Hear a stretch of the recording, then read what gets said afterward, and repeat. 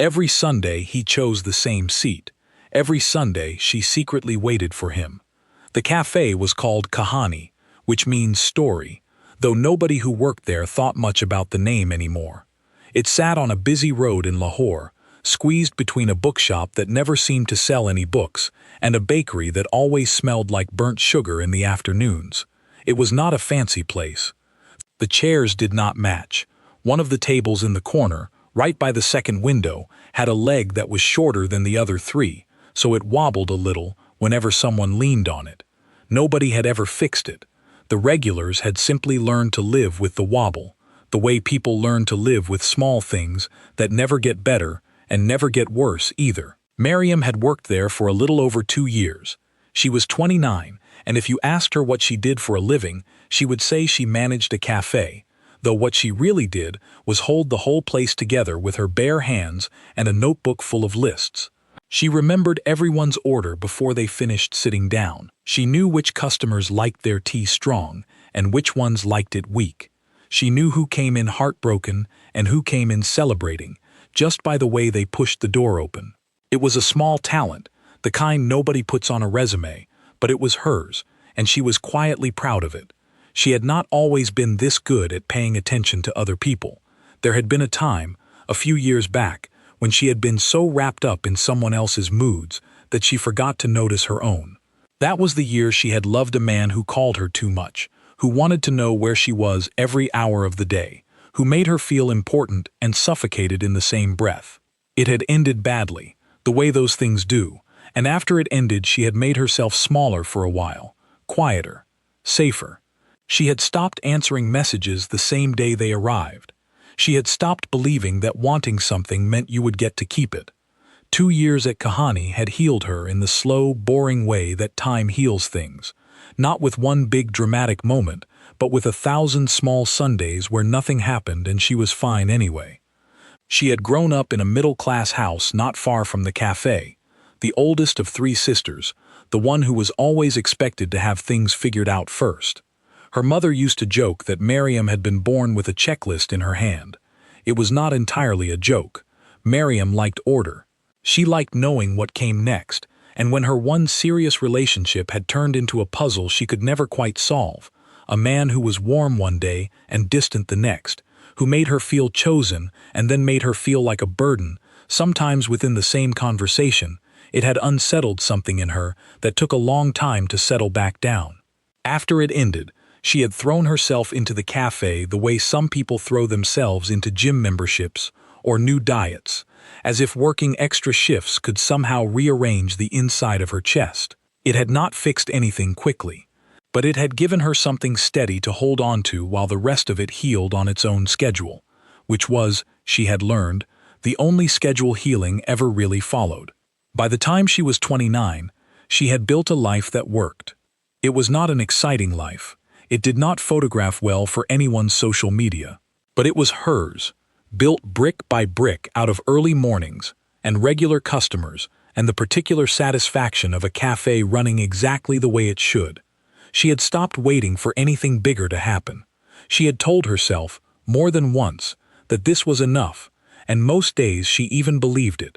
It was on an ordinary Sunday morning, the kind with weak sun and a light breeze, that a man walked into the cafe for the first time and changed the shape of her weeks without either of them planning it. He did not look around when he came in. He did not hesitate the way new customers usually do, glancing at the menu board, unsure where to sit. He walked straight to the corner table with the wobbly leg, the one table in the whole cafe that nobody ever chose first, and sat down as if someone had reserved it for him in advance. He was maybe 34, dressed simply, carrying a folded newspaper under his arm, like men used to carry them before phones took over that job. He set the paper down, smoothed it flat with one hand, and waited. Miriam went over with the little pad she carried out of habit, though she rarely needed it. "What can I get you?" she asked. He looked up at her for the first time. His eyes were tired in a way that had nothing to do with sleep. "Kahwa," he said. "No sugar." She wrote it down, though she did not need to, and went to make it. When she came back with the cup, he had already opened his newspaper and did not look up again. She placed the cup down gently so it would not spill, and walked away. She did not think about him again that day. Not really, except that when he left, an hour later, she noticed he had folded the newspaper back exactly the way it had come, every crease matching, every fold precise, as if he could not stand to leave something in a worse condition than he had found it. It was a strange thing to notice about a stranger. She told herself it did not mean anything and went back to wiping down the counter. The next Sunday, he came back. She saw him from across the café, walking in at almost the exact same time as the week before, and something in her chest did a small, embarrassing flip that she immediately told herself to ignore. He sat at the same table. He ordered the same thing, kewa, no sugar. This time she did not write it down. She simply nodded and went to make it, and it was only after she had placed the cup in front of him that she realized what she had done. She had trusted her memory with a stranger's order, something she usually reserved for people who had earned the right to be remembered. He did not seem to notice. He was already deep in his newspaper, the kind of deep that told her he was not really reading it so much as hiding behind it. At 11 o'clock, almost to the minute, he folded the paper, left money on the table, and walked out. Miriam went to clear the cup and found the exact change sitting there, not a rupee more, not a rupee less. She stood there for a second staring at the coins, because in 2 years of running this cafe, she had never once seen a customer manage exact change without checking his wallet twice. It meant he had counted it out before he even paid, which meant he had planned for this, which meant something about precision mattered to this man in a way that most people simply did not bother with. She put the coins in the register and told herself, quite firmly, that this meant absolutely nothing. It meant something. She just was not ready to say so out loud, not even to herself. The third Sunday, she brought a book to work and set it on the counter, telling herself she might get a few pages read during the quiet hour before lunch. She did not read a single page. She kept glancing at the door instead, and when he walked in, 7 minutes earlier than the previous 2 weeks, she felt a small, guilty thrill at having noticed the difference at all. He sat down. He ordered. He opened the newspaper. The cafe moved around him the way it always did on Sunday mornings. A mother wrestling a toddler into a high chair, 2 college students arguing gently about an assignment, the espresso machine hissing every few minutes like it was breathing. At some point, without any warning, he looked up, not at her, past her, toward the window, toward the street outside where nothing in particular was happening. His face did something complicated in that moment, not sadness exactly, something quieter and older than sadness, like a man who had already finished his grieving a long time ago and was simply living in the space that grief leaves behind when it is done wrecking everything. Miriam looked away before he could catch her watching. She went to the back and rearranged the syrup bottles on the shelf, even though they did not need rearranging, because her hands needed something to do that was not thinking about the look on a stranger's face. The fourth Sunday almost did not happen the way it was supposed to. A family of 4 arrived early and took the corner table before he came in. A mother, a father, 2 children arguing over whose turn it was to hold the menu. Miriam watched them settle in and felt something tighten in her chest that she immediately dismissed as ridiculous. It was just a table. Tables did not belong to anyone. She told herself this while wiping down a counter that was already clean. He arrived at 9:52, the same as always. He stopped just inside the door and looked toward the corner. She watched him take in the family sitting there, watched something flicker across his face.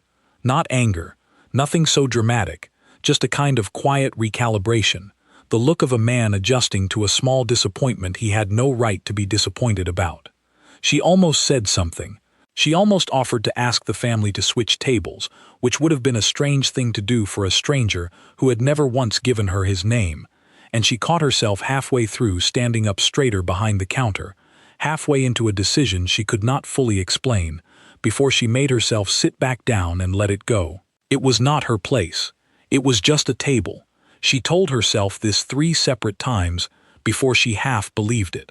He sat at a different table that day, one near the entrance, in the wrong light, too close to the noise of the street outside. He ordered his kehwa, no sugar. He opened his newspaper. But something about him seemed slightly off all morning, like a song played one key lower than usual. At 10:41, 19 minutes earlier than his usual departure, he folded the paper, left his exact change, and walked out without looking back. Miriam watched him go and spent the rest of the shift rearranging things that did not need rearranging. The fifth Sunday, the corner table was free again, and he arrived at 9:52 exactly, as though some small correction had taken place in the universe overnight. Miriam brought his cup and set it down, and this time, when she looked up, he was already looking at her. It startled her, being looked at instead of doing the looking. "You remembered," he said. His voice was low, unhurried, the voice of a man who did not waste words because he had learned somewhere along the way that words, once spent, could not be taken back. "Sorry?" she said, though she had heard him perfectly well. It was just easier to buy herself a second to think. "No sugar," he said. "You always remember. Most people ask." She felt her face grow warm and hoped it did not show. "It's not a hard order to remember," she said, keeping her voice light, the way she kept everything light when she did not want anyone to see how much attention she had actually been paying. Something moved at the corner of his mouth. Not quite a smile, but the idea of one, there and gone, before she could be certain she had really seen it. "No," he said. "I suppose it isn't." She went back behind the counter. Her hands, she noticed with some annoyance, were completely steady, and she found herself irritated at her own hands for being so calm when the rest of her felt like it had just run up 3 flights of stairs. That night, lying in bed, she thought about the exchange more times than she would ever admit to anyone. 4 sentences. That was all it had been. 4 sentences, and a not-quite smile, and somehow it had lodged itself in her chest like a splinter too small to see but impossible to ignore. She told herself the way she had told herself every week so far, that this meant nothing. She was getting better at saying it. She was not getting any better at believing it. The following week, it was the owner of the café, an older man everyone called Haji Sahib, who told her something she had not asked to know. He had been watching her watch the corner table. Haji Sahib missed very little, despite pretending otherwise, and one slow afternoon, while she wiped down the counter for the 3rd time in 10 minutes, he leaned against the register and said, without any particular emphasis, "That one used to come with his wife. Before." Miriam did not ask before what. She did not have to. Some sentences carry their own ending inside them. Haji Sahib told her anyway, in the unhurried way old men tell things they think young people should know. A year and a half, maybe 2, the man had come in every Sunday with a woman beside him. Then one Sunday he came alone, and he had been coming alone ever since. Haji Sahib did not know the details, and if he did not share them, and Miriam found she did not want to ask for more than she had already been given. Some stories are heavier when you know every piece of them. This one felt heavy enough as it was. She thought about the newspaper folded exactly the same way every week. The exact change, the corner table that had to be that corner table and no other. She thought about all the small, precise habits a person builds when the rest of their life has stopped being precise or safe or certain, and she understood, in a way she could not have explained to anyone, exactly why he needed all of it to stay the same. She did not feel sorry for him. That surprised her, when she noticed it. What she felt instead was something closer to recognition. She knew what it was to learn how to take up less space than you used to. She knew what it was to build small rituals out of the wreckage of something bigger, because rituals do not ask questions and do not require you to explain yourself. The next time she cleared his cup, she did it without being asked, the way she had started doing lately without quite deciding to. "Thank you," he said, not looking up from the paper. "You're welcome," she said, and that was the whole exchange. And somehow it felt like enough. There was an old man named Sikandar who came to Kahani every single day, not just Sundays, and had appointed himself, without anyone asking him to, the unofficial gossip of the café. He sat near the window with a single cup of tea that he made last for 2 hours, and he noticed everything, which meant, inevitably, that he noticed Miriam noticing the man at the corner table. "You watch that one," he said to her one afternoon, not unkindly, tapping his spoon against the rim of his cup. "Every Sunday, like a woman waiting for a bus that might not come." "I don't know what you're talking about, Uncle," Miriam said, which was the same thing she said to Aisha, and it worked about as well on Sikandar as it had worked on her friend, which was not at all. "I have been coming to this cafe for 11 years, Sikandar said. "I watched Haji Sahib's daughter fall in love with the boy from the bakery next door. I watched 2 of your waiters get married to people who first met right here, at that counter. This place makes matches, Beta. It's in the walls." He took a slow sip of his tea, entirely pleased with himself. "You could do worse than a man who folds his newspaper properly, shows discipline, shows he was raised right. You're basing an entire character judgment on how someone folds paper." "I have based worse judgments on less," Sikandar said, and refused to say anything further on the subject, though he made a point, every Sunday after that, of giving Miriam a small knowing look whenever the corner table filled up, as if the 2 of them were now co-conspirators in something neither of them had asked to be part of. She found she did not mind it.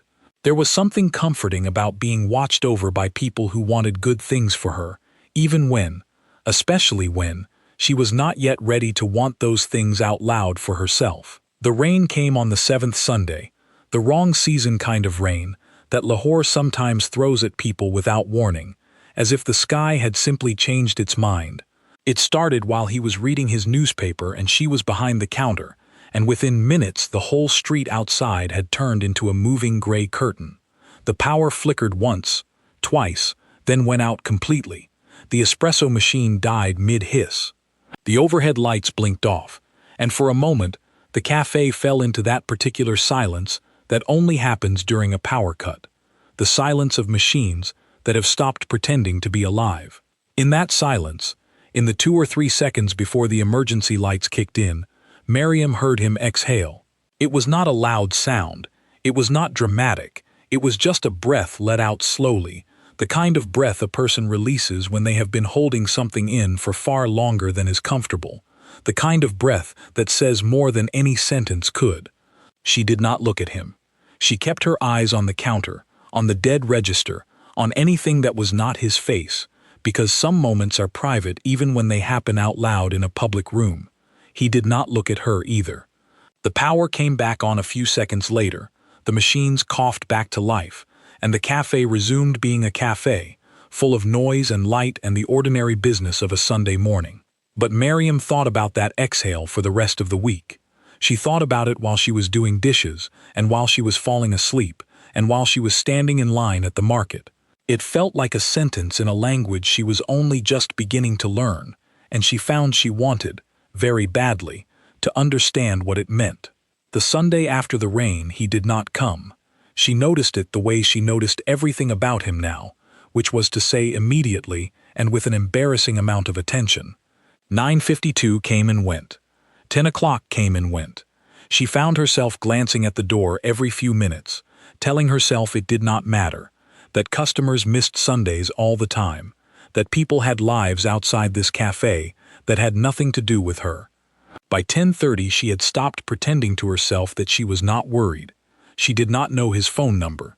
She did not know his last name, or where he lived, or anything about him beyond a folded newspaper and an order for kehwa with no sugar. It was a strange thing to realize, that she had spent 9 weeks building an entire small world around a man she technically knew almost nothing about. The corner table sat empty all morning, the wobbly leg rocking gently whenever anyone brushed past it, and Miriam found she did not like looking at it. She wiped it down twice, out of nervous habit, though nobody had sat there to make it dirty. He came back the following week, at his usual time, with his usual order, and it was only when she set the cup down in front of him that she realized how much tension had been sitting in her shoulders for 7 days. "You weren't here last Sunday," she said, before she could decide whether it was her place to say it. He looked up, and something in his expression told her he had noticed her noticing. "My mother was unwell," he said simply. "I went to sit with her instead." "Is she all right now?" "She is," he said. "Thank you for asking." There was a small pause after that. the kind of pause that carries more weight than the words on either side of it. Then he added, quietly, almost as if the sentence had slipped out before he could stop it. I thought about you, though. Sitting here, at the wrong table, not drinking kahwa. I thought about what you would think if you noticed I wasn't here.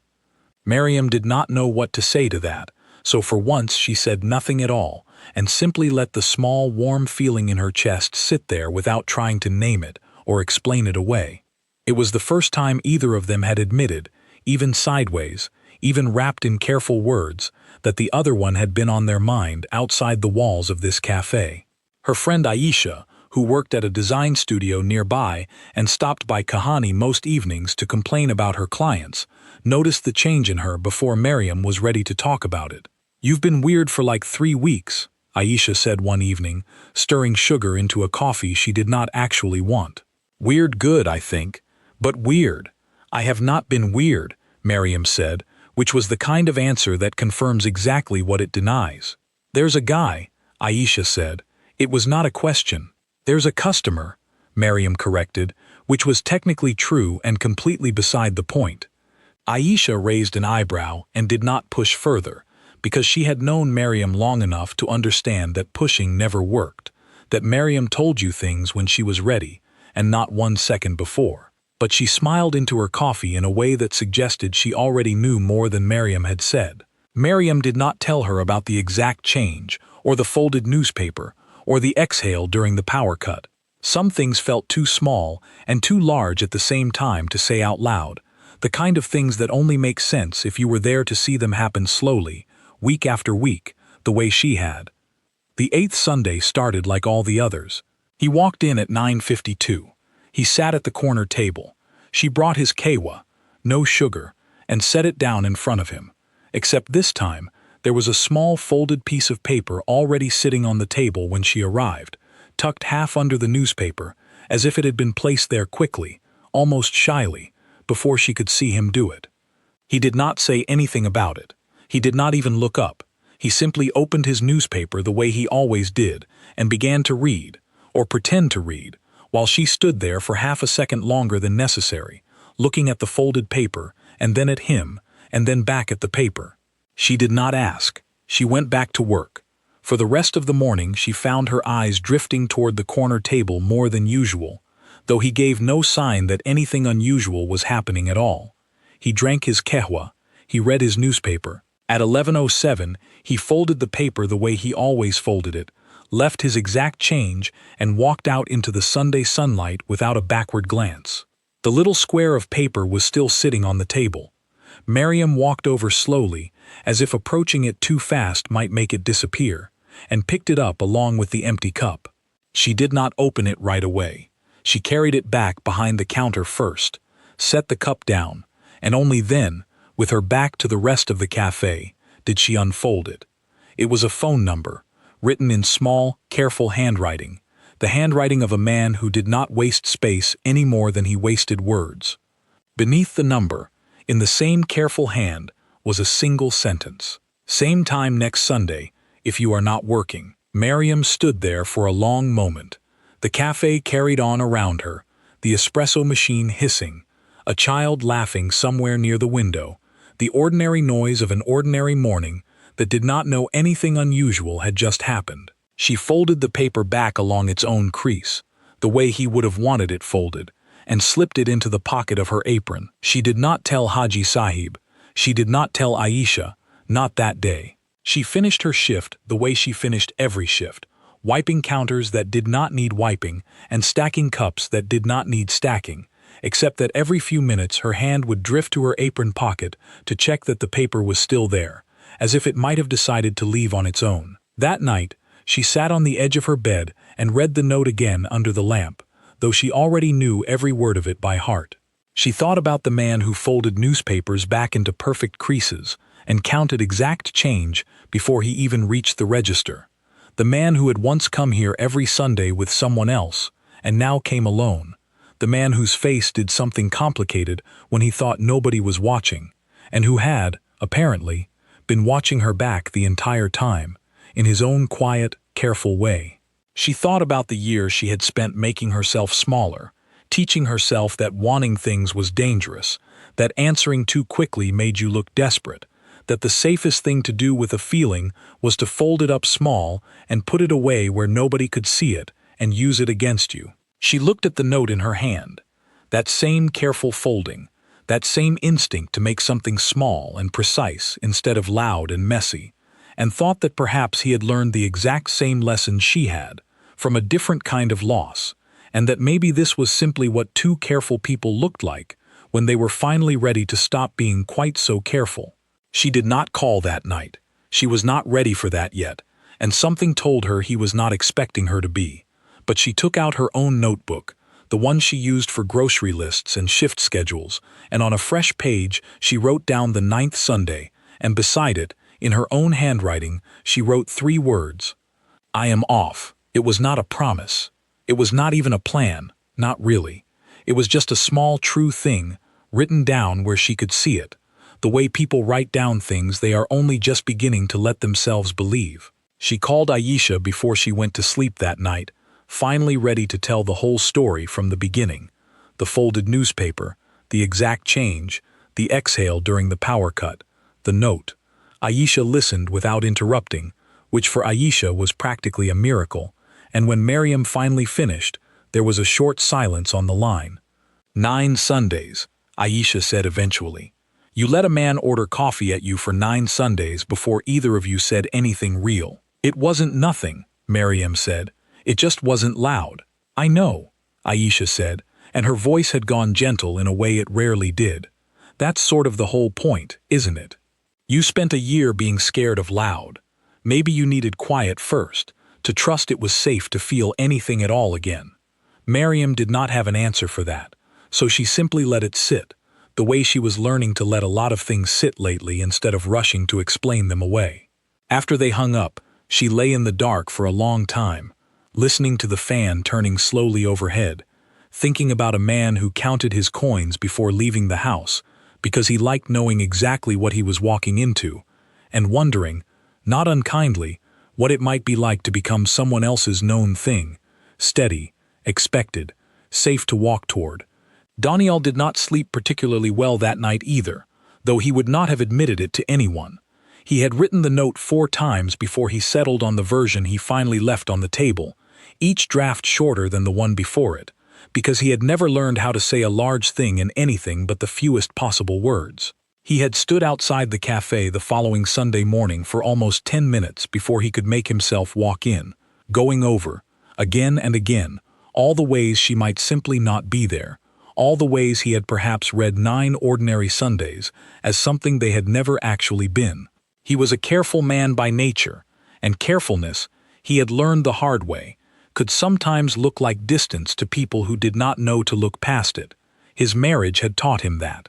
He had loved his wife in the same quiet, exact way he did everything, and it had not been enough, not because the love was small, but because he had never learned to say it out loud in a way she could actually hear. He had promised himself, somewhere in the long stretch of solitary Sundays that followed, that if he ever wanted something again, he would not let carefulness become an excuse for silence. The note had been his way of trying to keep that promise.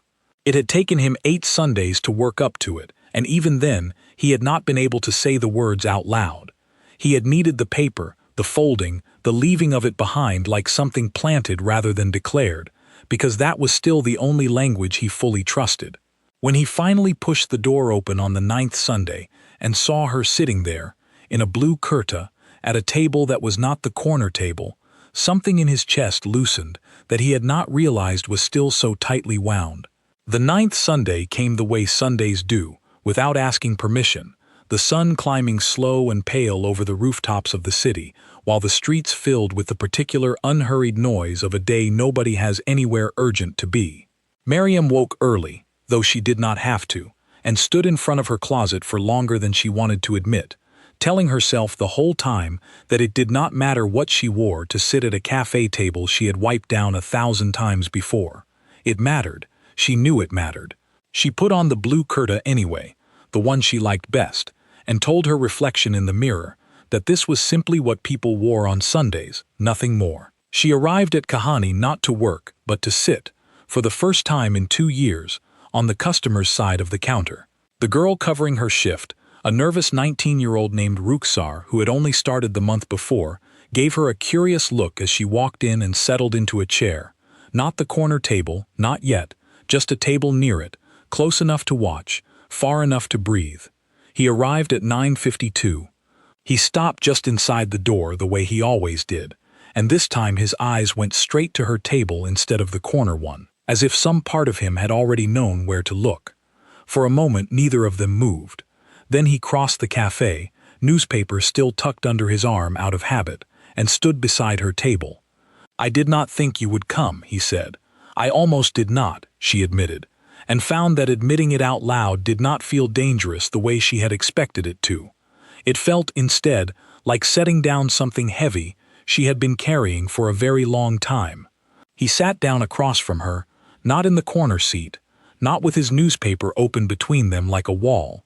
Ruksar brought 2 cups of kahwa without being asked, one with sugar and one without, because even the nervous new girl had picked up on the pattern by now, and set them down with a small smile she did not bother to hide. "No sugar," Miriam said, nodding at his cup. "You know, in 2 years, you're the only customer who's never once changed his order." "I don't like surprises," he said. "Not anymore." He did not explain further, and she did not ask him to. She understood, better than he probably realized, exactly what that sentence was carrying underneath it. Instead, she wrapped her hands around her own cup and let the silence sit between them for a moment, comfortable rather than awkward, the kind of silence that only happens between 2 people who have already spent 9 Sundays learning each other's rhythms without ever exchanging more than a few sentences. "My name is Miriam," she said, in case you were wondering, and too polite to ask. Something in his face eased, just slightly, the tired lines around his eyes softening the smallest bit. "Daniel," he said, "and I was wondering. I just didn't know how to ask without it sounding strange, after all these weeks of just ordering coffee at you." She laughed, a real laugh, surprised out of her before she could stop it. "You didn't just order coffee at me, you left exact change every single week. Do you know how unusual that is?" "I count it out before I leave the house," he admitted. "I like knowing exactly what I'm walking into." "And did you know exactly what you were walking into today?" He considered the question longer than she expected, turning his cup slowly on the table, watching the small ring of condensation it left behind. "No," he said finally, "I didn't. I still don't, if I'm honest, but I wanted to walk into it anyway. That felt like it was worth something, even without knowing." They talked for almost 2 hours that morning, longer than either of them had planned, though neither seemed in any hurry to end it. He told her, in pieces, about a marriage that had started with hope and ended somewhere neither of them had meant for it to go, about learning to be alone in a way that did not feel like punishment, about how coming to this particular cafe on Sunday mornings had become the one appointment in his week he never missed, a small anchor in a life that had otherwise stopped following any predictable shape.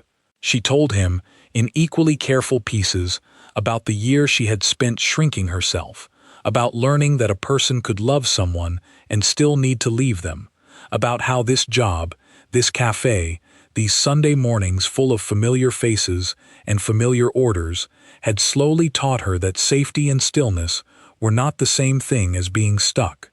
"Can I ask you something?" she said, turning her cup slowly the way he had turned his earlier, "and you don't have to answer if it's too much. You can ask, why this cafe? There are a dozen places on this road, nicer ones even." He was quiet for a moment. The kind of quiet she had learned by now was not avoidance, but simply the sound of him choosing his words carefully. "The first Sunday I came here, I wasn't really choosing a cafe," he said. "I was choosing to leave the flat for 1 hour a week. That was the whole plan. 1 hour, out of the house, somewhere ordinary, where nobody knew anything about me and I didn't have to explain why the chair across from me was always empty. And then there was a girl who remembered my order without writing it down, and folded receipts got less interesting than figuring out why she kept looking at the door like she was expecting someone, and 1 hour turned into needing the whole morning." He glanced at her, almost sheepish. "I told myself for weeks it was about the kahwa, It was never about the kahwa. Mariam laughed, surprised again into something unguarded. I thought you genuinely just liked the corner table. I like the corner table because from it, I could see the counter, he said simply. That's the whole secret. There isn't a more complicated version of it. She sat with that for a moment, turning it over the way she turned over most things people told her, checking it from a few angles before she let herself believe it. It did not sound rehearsed. Nothing about him ever sounded rehearsed, which was, she was beginning to understand, exactly why she trusted the little he did say, far more than she had ever trusted anyone who talked easily and often. I have a rule, she told him, or I used to have a rule. Never say yes to the first ask. Wait, see if they mean it. See if they ask twice. I didn't ask twice, he pointed out. I only wrote the note once. You didn't have to ask twice, she said. You showed up 9 times before you ever asked once. That's not the same as asking twice.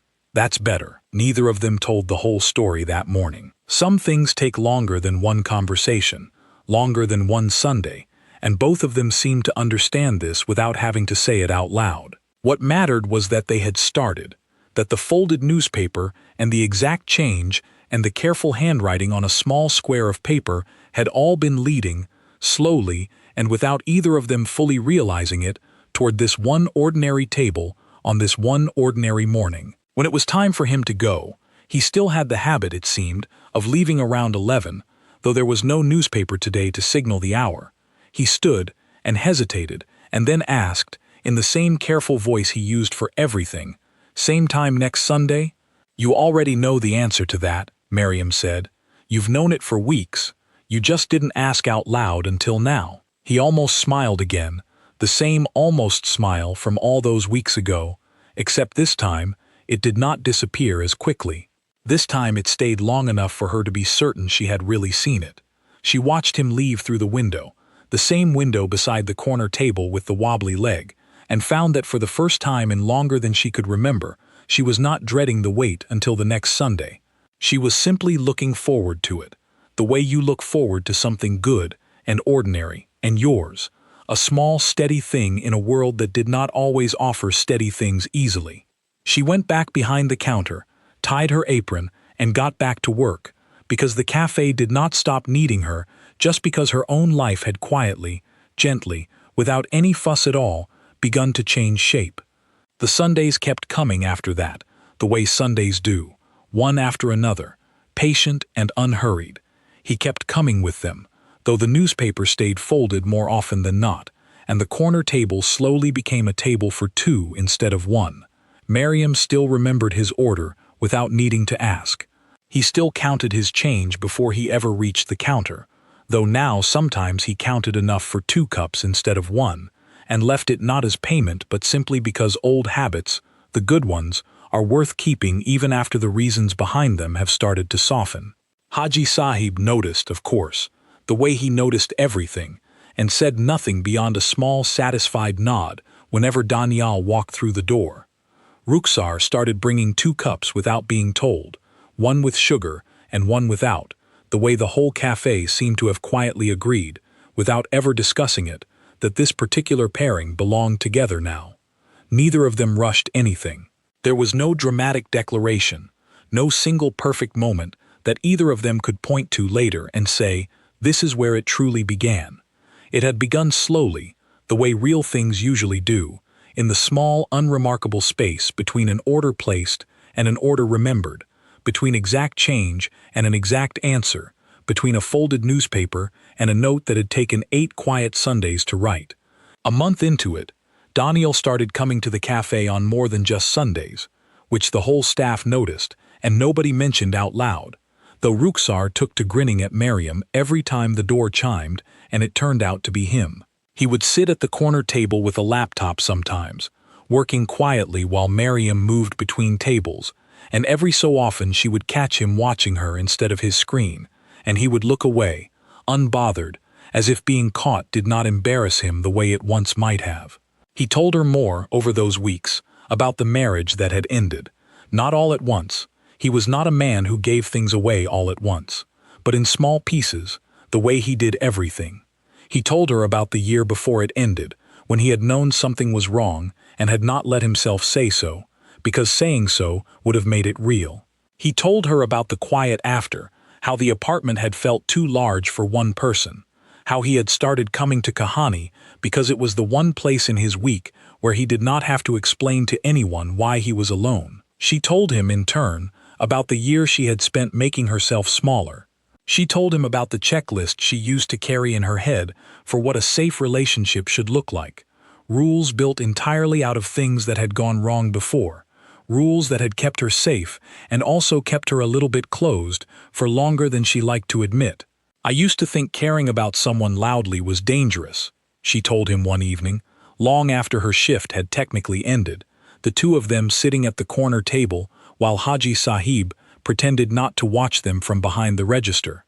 Like if I wanted something too much, out loud, it would slip away faster. And now? He asked. Now I think maybe it was never about how loud I was, she said. Maybe it was just about who I was being loud with. He did not say anything to that. He reached across the wobbly little table instead and took her hand, carefully, the way he did most things, and she let him, and for a while, neither of them needed to say anything else at all. 6 months in, he brought her to meet his mother, the same mother he had gone to sit with the Sunday he had missed the café. She was a small, sharp-eyed woman who studied Miriam for a long moment before declaring, with the confidence of someone who had clearly been waiting for this exact moment, that her son had not looked this settled in years. Daniel had turned faintly red at that, which Miriam found more charming than she expected, given how rarely she had seen him show anything on his face at all. Miriam introduced him to her own family not long after, and her younger sisters spent the whole evening teasing her about the man who had apparently fallen for her simply by ordering the same coffee for 2 months straight. Her mother, who had spent the difficult year watching her oldest daughter fold herself smaller and smaller, only smiled quietly through most of dinner, the particular smile of a parent who has been worried for a long time and has finally been allowed to stop. There were hard days too, because there always are, even in the stories that end well. There was an evening when an old argument crept up between them, Daniel retreating into silence the way he still sometimes did when something frightened him, Miriam pushing for words the way she still sometimes did when silence felt too much like being shut out. They did not solve it that night. They went home to their separate apartments frustrated and unsure, and Miriam lay awake wondering if she had misread the whole quiet, careful thing between them as something steadier than it actually was. He came to the café the next morning even though it was a Tuesday, which had never once been his day, and sat at the corner table without ordering anything, waiting for her shift to start. "I didn't want to leave it until Sunday," he said when she came over, confused to see him there at all. "I know I go quiet. I know it isn't fair to you when I do. I'm not used to explaining myself to anyone anymore, and I'm trying to get used to it, because I don't want to lose this over something as small as me not knowing how to talk." It was, Miriam realized, the longest sentence she had ever heard him say, and possibly the bravest one too, for a man who counted his coins before he left the house because he could not stand not knowing exactly what he was walking into. She sat down across from him, on a Tuesday, in an apron she had not yet tied, and told him that she did not need him to have all the words figured out. She just needed him to keep showing up when it mattered, the way he had shown up that morning, uninvited, and a little frightened, and completely sincere. They figured it out slowly after that, the way they figured out most things. Not perfectly, not without more small stumbles along the way, but honestly, which turned out to matter far more than perfectly ever could. A year after the Sunday he had first walked through the door and sat down at a table nobody else wanted, Haji Sahib finally called in a carpenter to fix the wobbly leg on the corner table. Miriam watched the man plane it down and steady it with something like grief, though she could not have explained why a piece of café furniture deserved grief at all. "You could have left it," she told Haji Sahib afterward, half joking. "Some things are supposed to wobble for a while," the old man said, wiping down the now perfectly level tabletop. "And some things are supposed to get fixed eventually.